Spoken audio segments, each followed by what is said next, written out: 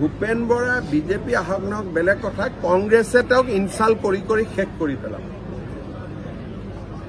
কাৰণ কংগ্ৰেছত কি হয়, সাধাৰণ মানুহৰ ল'ৰা কংগ্ৰেছত থাকিব নোৱাৰে, যিমানে ডাঙৰ নেতা নহওক কিয়। তাৰ উদাহৰণ মই এটা নিজে, ভূপেন বৰা আৰু এটা উদাহৰণ হ'ব গৈ আছে। তাৰ উদাহৰণ অসংখ্য আছে ভাৰতৰ ৰাজনীতিত। এইটো কংগ্ৰেছৰ এটা দোষে আছে। সৰু মানুহৰ কাৰণে, সাধাৰণ মানুহৰ কাৰণে কংগ্ৰেছ পাৰ্টিটো নহয়। অসমত এটা বিশেষ ধৰ্মৰ মানুহে ভোট দিয়ে কাৰণেহে পাৰ্টিটো চলি আছে, নহ'লেতো সাধাৰণ মানুহ কোনেও ভোটেই নিদিয়ে। যেতিয়া অসমত যদি কালি মুছলিম মানুহে কয় যে আমি ভোট নিদিওঁ বুলি, আৰুতো বাকচত এটাও ভোটেই নকৰিব। কংগ্ৰেছে অকল মানে অসমৰ মুছলমান মানুহখিনিয়ে কংগ্ৰেছ পাৰ্টিটোক চলাই ৰাখিম বুলি ভাবিছে কাৰণে চলি আছে। যোনদিনাখন মুছলিম মানুহখিনিয়ে কৈ দিয়ে যে আমি আৰু নচলাওঁ বুলি, চলাই বন্ধ হৈ যাব।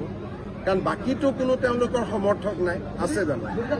দলৰ সন্তানে আকস্মিকভাৱে আহি নেতৃত্ব পালে। মই ক'লো নহয় যে পৃথিৱীত কোনো ৰাজনৈতিক দল নাপাব যাৰ সভাপতিও প্ৰাক্তন মুখ্যমন্ত্ৰী ল'ৰা, বিৰোধী দলপতিও প্ৰাক্তন মুখ্যমন্ত্ৰী ল'ৰা।